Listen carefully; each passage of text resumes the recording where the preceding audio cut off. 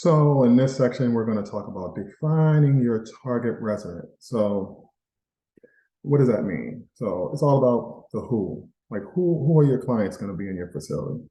Are they going to be a male-only facility? Going to be a female-only facility? Are you going to have Alzheimer's and dementia unit? Are you going to mainly work with clients that have some kind of ailment where when they're in a wheelchair? Are you going to mainly work with people that can mainly do things themselves, just a step up from independent living? Some people will only take level ones and maybe a level two just because it's easier. Those clients can do more for themselves.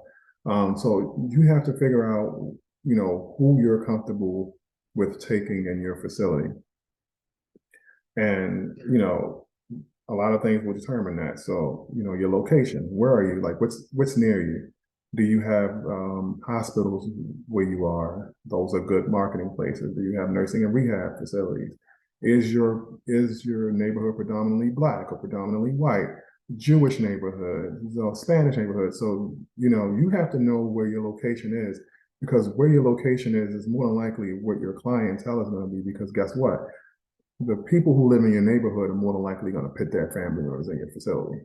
So you have to know, are you in a neighborhood that's considered a rich neighborhood where, you can charge a lot more, but you have to, make your facility super nice to appeal to that clientele. Are you in a neighborhood where you live in a middle class neighborhood, that's middle class? It just depends, and all that is going to determine, your clientele. So a lot of people don't take that into consideration, and you can't say you're going to drop an assisted living facility. So I'll back up. You have some clients that, will try to buy a home in the hood and think they're going to get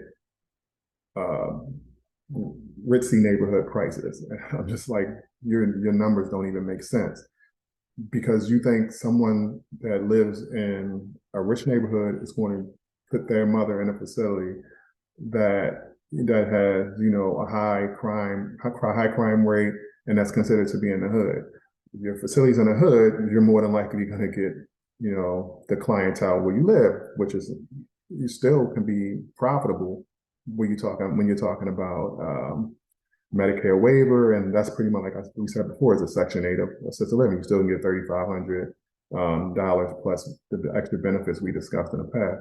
But you have to take all that into consideration, because then if you on the other end of the spectrum, if you have a client in a very expensive neighborhood, expensive area, you're not gonna get a lot of people that's gonna be on Medicare waiver, because you're going to want to charge more. So you're going to want to charge $6,000 a month, and that's capped out at $3,500. So you have to know where your property is. Like, you can find sweet spots in the middle where, you accept a little bit of both. And it's all a formula when you're looking at properties. So the property and the clientele literally is connected hand in hand. You really just have to, look at the crime stats in the neighborhood, go to the community association meetings if they have them, go look, everything's listed online. You can look at the median income in the neighborhood, and you can determine, what neighborhoods are good, because sometimes, people find homes and they may be nice size homes, perfect for assisted living, and they get their mind set on one price. And I'm like, you're not going to get that number in this price, in this neighborhood, in the zip code, because this zip code is not going to garner someone paying this rate when they can go to a far more expensive neighborhood and pay that, and feel like their family member safe, and then feel like they don't have to drive through crime to come to your facility. So it's all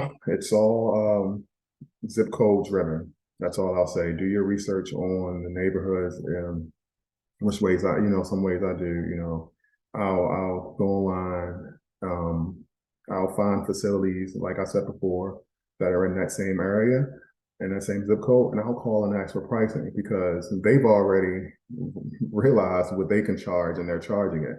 So, that's the best gauge. If you have some number in your mind, check with people that's already doing it, and you'll get a reality check, or you'll realize like, oh, I can charge a lot more. These people are charging way more than I even thought I could charge. So definitely do that, and always do your research for the neighborhood. Even if you have to scope out the neighborhood, drive around, go in the daytime, go in the nighttime, because this is going to be a huge investment for you. So you have to, you know, you have to do your due diligence when you're talking about choosing a location.